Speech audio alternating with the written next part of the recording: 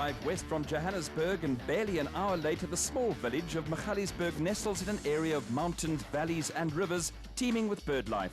A rich farming area is also home to country lodges, guest houses, arts and crafts studios and Talton International Raceway, which traditionally hosts the RFS Magalies 400 off-road race.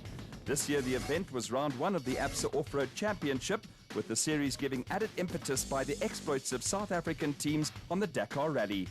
The ABSA Off-Road Championship this year celebrates its 10th anniversary with the series the jewel in the South African motorsport crown. A new season inevitably brings with it hopes and expectations, unknown quantities and changes in team personnel and machinery. What doesn't change in the ABSA Off-Road Championship is the stiff competition, with the RFS Magalies 400 always a tough test for man and machinery. We've run in the front previously. I believe there's a lot of rocks close to the road that I can remember as well. And also I think it's going to be different because there's a lot of millies. So you're going to run in between the millies like in a tunnel and not see the whole road quite far ahead of you. The Donaldson prologue to determine start positions for the race proper was run over a 60-kilometre course that took in a section of the race route. In the production vehicle category, Gary Bertelt and stand-in navigator Siegfried Rousseau got their weekend off to a storming start in the Atlas Copco Toyota Hilux. The pair charged to a 39-second lead over former South African champions Chris Visser and Jaapie Badenhorst in the diesel-powered Ford Ranger. Next up were Pikkie Labuschagne and Rikus Erasmus in the Rubicon Toyota Hilux, and with Northwest Province privateers Malcolm Koch and Johan Burger in the Koch & Sons Toyota Hilux. Right on their heels were Lance Woolrich and Ward Huxtable in the second factory Ford Ranger, and reigning champions Jannie Visser and Yorks LaRue in the international truck Toyota Hilux. Only 12 seconds separated Labuschagne and Erasmus, Koch, Burger, Woolrich, Huxtable and the champions. In the first SP class outing, Dion Venter and Ian Palmer had a good run in the 4x4 Mega World Toyota and edged out the Regent Racing Nissan Navaras of Mike Whitehouse and Matthew Carlson and Terence Marsh and George Smallberger. Consistency is a Marsh Smallberger forte, and the pair missed out on last year's SP Class Championship by a single point. Behind the two Regent Racing Nissans, SA champion Duncan Voss and Robbie Howie rounded out the top 10 on a disappointing afternoon for the Castrol Toyota factory team. Fresh from the Dakar Rally, Voss and Howie were only 7 seconds clear of Pretoria-based Christian Deploy and Henk Janse van Vieren in the RFS BMW X3.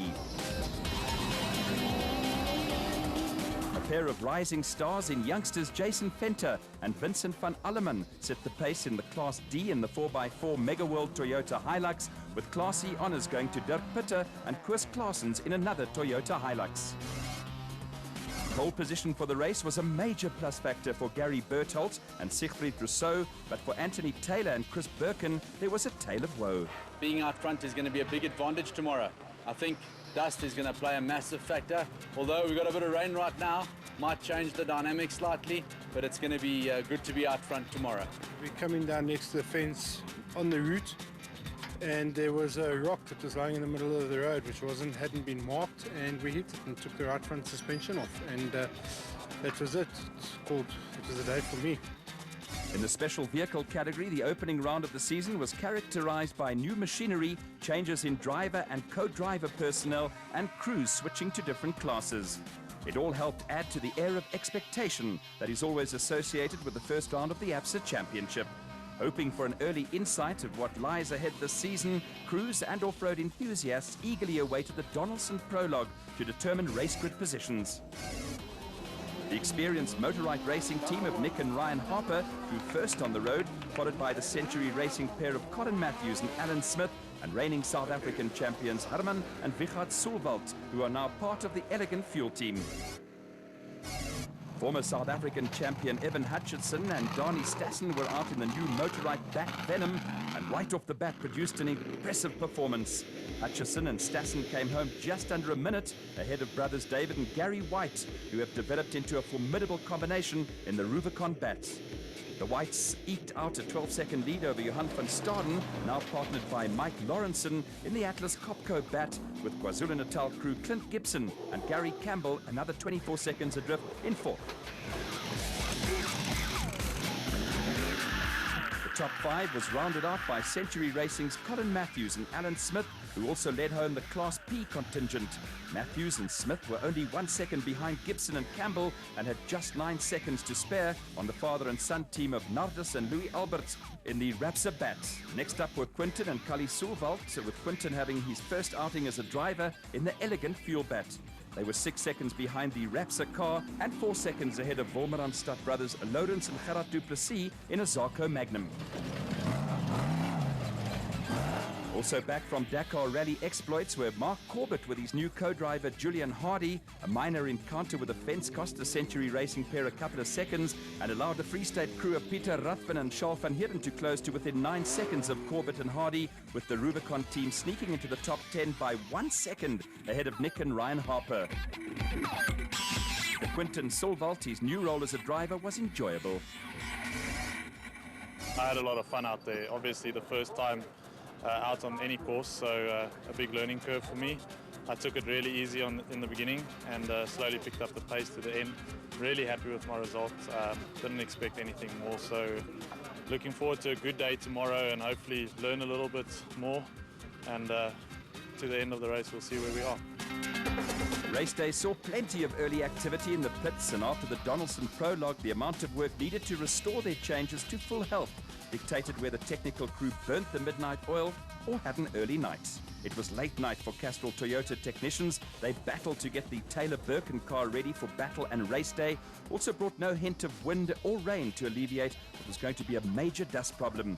Overnight storms in Gauteng bypassed the Tarleton, and conditions were going to be hot and dusty with a tough route set to take its toll. ABSA Championship off-road races are run to real time, which means cars set off according to time set on the Donaldson prologue.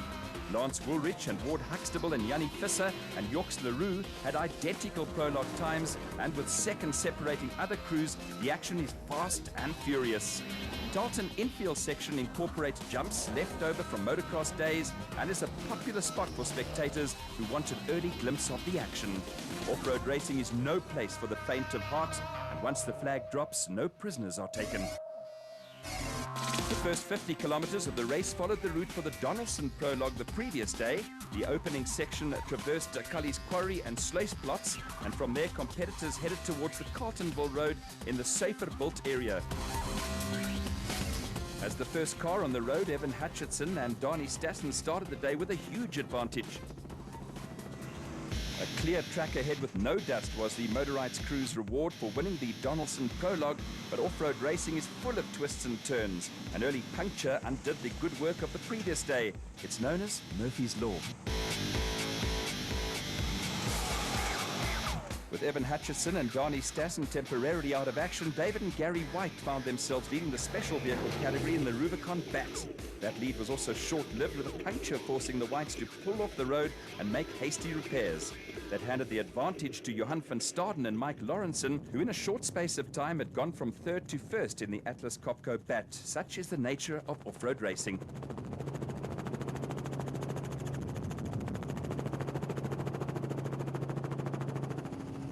There was also an early change in the production vehicle category. Gary Bertholdt and Siegfried Rousseau were casualties within 12 kilometers, and former champions Chris Visser and Jaapie Badenhorst took over the lead in the Ford Racing Ranger.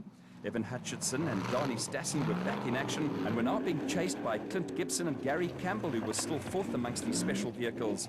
Behind the KwaZulu-Natal crew, Colin Matthews and Alan Smith were in complete control in Class B in the Century Racing CR3. They were being followed by brothers Lawrence and Gerard Duplessis, who were on a charge and also made a couple of places up in the Zarco Magnum. The brothers now had their sights firmly set on catching Matthews and Smith.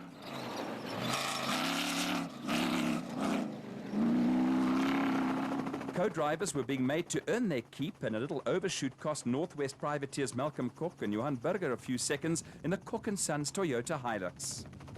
Behind them, Lance Woolrich and Ward Huxtable made the same mistake in the second of the works Ford Rangers, with a good battle developing between the two crews. The dust was starting to play an early role, and the gap between Nardus and Louis Alberts in the lead car had grown from just under 2 minutes to nearly 7 minutes.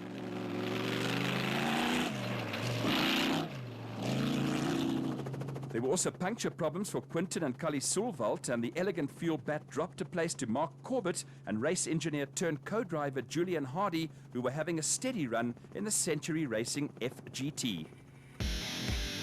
The Rubicon racing pair of Peter Ruthven and Charles van Heerden were going along steadily in the Rubicon bat, but their race was about to go pear-shaped. Having wrong slotted, they suddenly encountered Mark Corbett and Julian Hardy coming from the other direction in the Century Racing entry.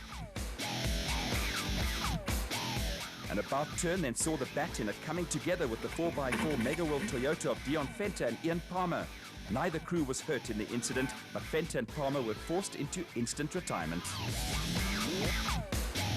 The incident also allowed Regent Racing pair of Mike Whitehouse and Matthew Carlson to regroup, and along with the again mobile Quinton and Cully Sulvalt in the elegant fuel bat, they were quickly on the right route. They were followed by Ruthven and Van Heerden, but the Free State crew was soon to call it a day.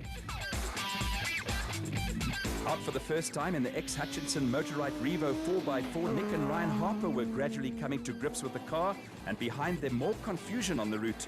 Christian de Plooy and Henk Janse van Vieren found themselves going in the opposite direction to first Duncan Vos and Rob Howie, and then Herman and Wichard Sulvalt, and this time there were no mishaps.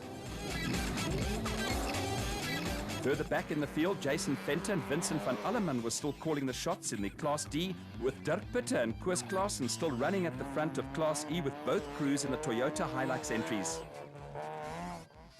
The route back to Tarleton International Raceway and the designated service point followed the Tarleton Saferbuilt Road. The race was run over 3 loops of around 110 kilometers with a compulsory 15-minute stop at the end of the second loop.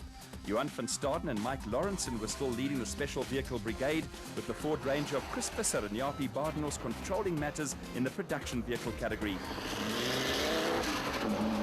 Vantage points were freely available, with Evan Hutchinson and Darnie Stassen back in second place among the specials and being chased by Clint Gibson and Gary Campbell in the Gibson Racing Porter. Unless they needed an unscheduled pit stop, crews bypassed the service area and immediately settled on their second lap. There's only one pace for Colin Matthews and Alan Smith, and that is flat out. Matthews and Smith were still controlling Class B in the Century Racing CR3, but in a tight battle were under a fair bit of pressure from brothers Lawrence and Gerard du Plessis in the Zarco Magnum.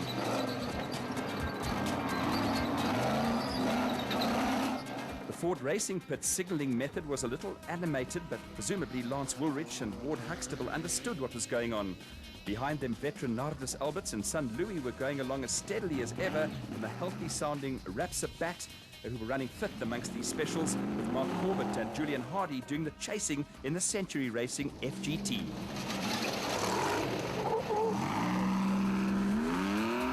The ever-steady Terence Marsh and George Smallberger started ninth amongst the production vehicles, but a string of retirements and mechanical woes for other crews had lifted them into third behind the 2 Ford Rangers, with the Regent Racing pair being chased by Quinton and Cully Sulvalt, who were again playing the catch-up game.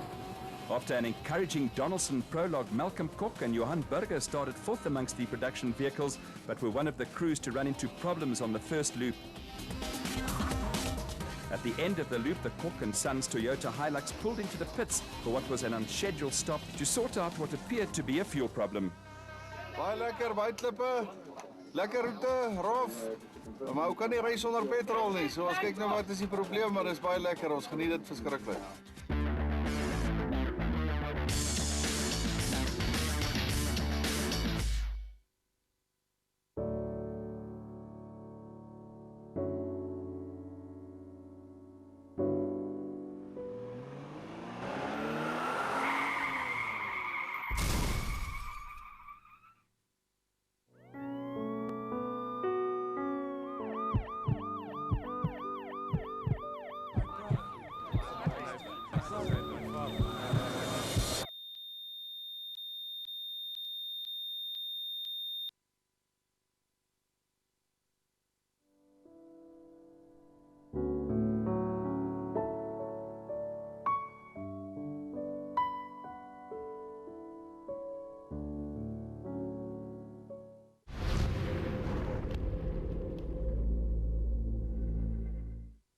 Friday comedy triple play is changing. Well, not in a bad way.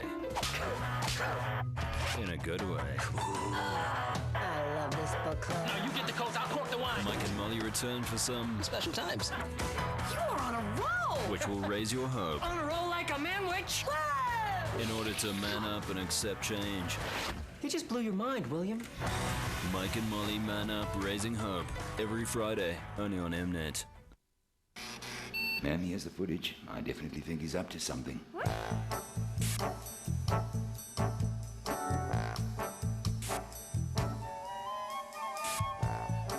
sure that's him.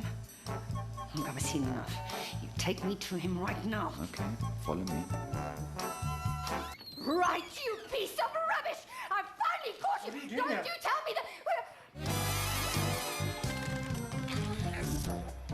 Whatever you do, don't be caught out on the 24th and 25th of March for our big weekend. Only on Supersport, your world of champions.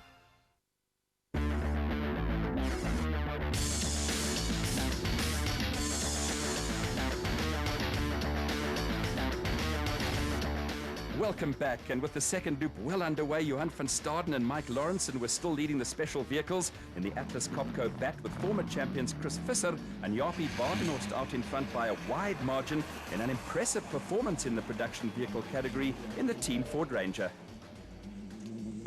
The Motorite bat Venom of Evan Hutchison and Dani Stassen was third on the road and second amongst the specials, but for the big space frame cars it was tough going on the tighter sections of the route. Catching Visser and Badenhorst would be one thing, and getting past another kettle of fish.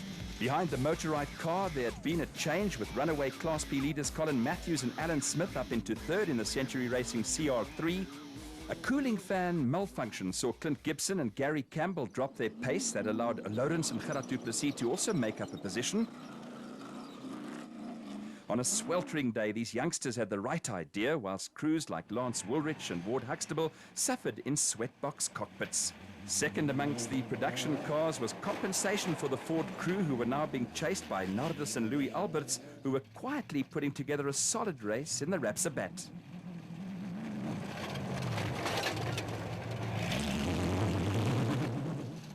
There was another solid performance from Mark Corbett and Julian Hardy in the Century Racing FGT, whilst Terence Marsh and George Smallberger were now in a podium position that at the start of the day looked to be a little out of reach of the Regent Racing Nissan Navara, and the pair were not taking any unnecessary risks. Marsh and Smallberger were still being harried by Quinton and Kali Sulvalt in the Elegant Fuel bat, whilst Christian Deploy and Henk Janssen van Vieren had also made impressive progress in the RFS BMW X3. After a disappointing prologue, the Pretoria youngsters started 11th in the production vehicle category and had moved up into 4th place. The RFS BMW was running ahead of the Team Castrol Toyota Hilux of a subdued Duncan Foss and Rob Howie, who had moved from 10th at the start to 5th place. Forced to slacken the pace by a cooling problem, the unfortunate KZN crew of Clint Gibson and Gary Campbell had dropped down the special vehicle pecking order in the Gibson Racing Porter, while Nick and Ryan Harper were gradually getting to grips with the four-wheel drive Motorite Revo run last year by Evan Hutchison and Dani Stassen. It was also a learning curve for Marius and Yolinda Fourie in their first Class A outing, whilst Gremlins had also seen brothers David and Gary White fall off the pace in the Rubicon Racing bat and slip down the field after starting second amongst the special vehicles. A little bushveld glamour is easy on the eye, but matters were far from easy for South African champions Herman and Wichard Sulvalt, whose weekend in the second Elegant Fuel entry had been fraught with problems. They were not alone, and after winning last year's race in the second RFS BMW X3, veterans Hannes Grobler and Henny Testeger were amongst those hit by punctures on an unforgiving route that demanded utmost caution from crews. An unscheduled stop for Grobler and Testeger, while down in Class D, the demise of Jason Venter and Vincent van Alleman left Cliff Weigelt and Johan Smallberger out in front in the N1 4x4 Toyota Land Cruiser. Further back in Class E, the impressive Dirk Pitter and Koos Claessens were still in control in a Toyota Hilux.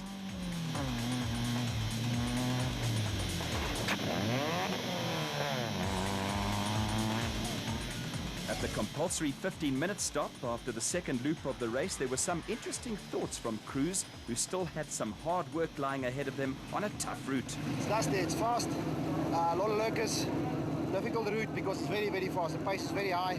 You obviously don't want to break the cars. Chris has a big gap ahead, so as I said, unless he makes a mistake, we're not going to catch him without trying to break the car, which we don't want to do. So it's the first race of the season, try to get some good points and see you later on in the season. Yeah, we're battling a bit in the dust like everyone else. We're struggling by Quinton Soelwald. Yeah, the bat's kicking up a lot of dust and Duncan's behind me, so we're going to try and put some pressure on him now on the second loop and see if we can make a mistake so we can get past and maybe catch Terence in front of him. First car on the road wasn't a major advantage on the final loop. There were back markers on the route. Dust was a major problem when it came to overtaking. Special vehicle leaders Johan van Staden and Mike Lawrenson needed only to avoid mistakes to make life impossible for Evan Hutchison and Dani Stassen, while a comfortable lead put Chris Visser and Jaapie Badenhorst in the production vehicle box seats.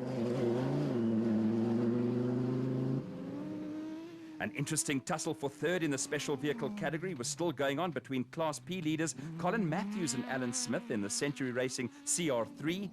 They had so far not put a wheel wrong in holding off of Lawrence and Gerard Duplessis, who were making an impressive return to the ABSA Championship.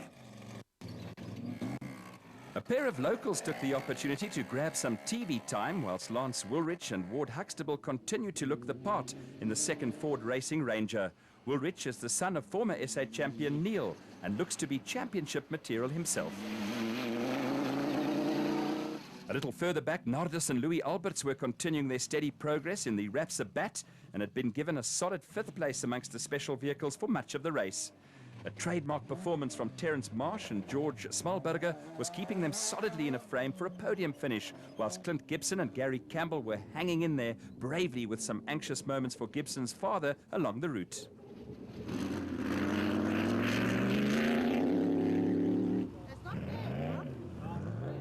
Rookie driver Quinton Soelwald was still finding his feet in the elegant fuel bat, but seventh spot in the special vehicle pecking order was a promising start.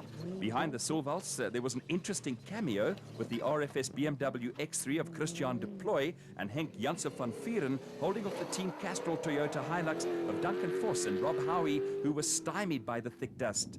Another interesting tussle was being fought out between Nick and Ryan Harper, with dust also aiding them in their little duel with Class B graduates Marius and Yolinda Fourie, who ironically were out in the ex-Harper bat.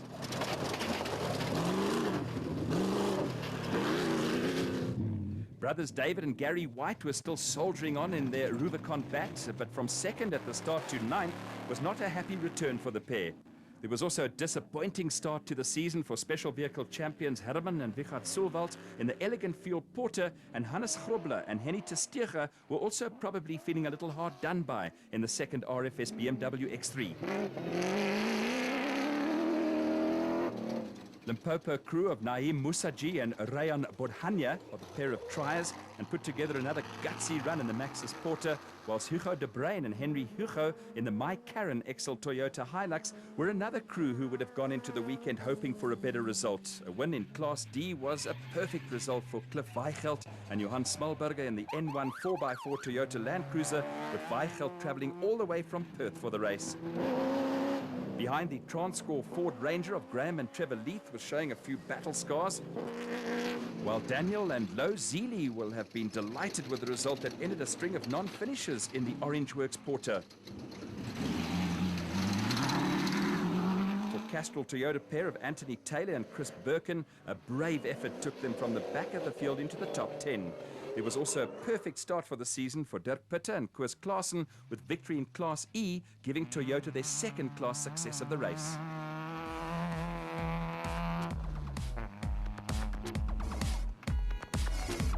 Back at the finish at Tarleton Raceway, there was a vociferous welcome for special vehicle winners Johan van Staden and Mike Lawrenson from Atlas Copco supporters. Evan Hutchison and Dani Stassen were seconds behind the Atlas Copco crew, with Colin Matthews and Alan Smith taking the final podium position with Class P honours. On the podium, Johan van Staden was almost lost for words. Awesome. There's no words for it. It's hard work. Thanks to my navigator calling it all right, and me luckily doing it all right. I'm ecstatic. Thank you. In the end, there was only 15 seconds between first and second, with Colin Matthews and Alan Smith the only Class P car amongst the Class A hordes.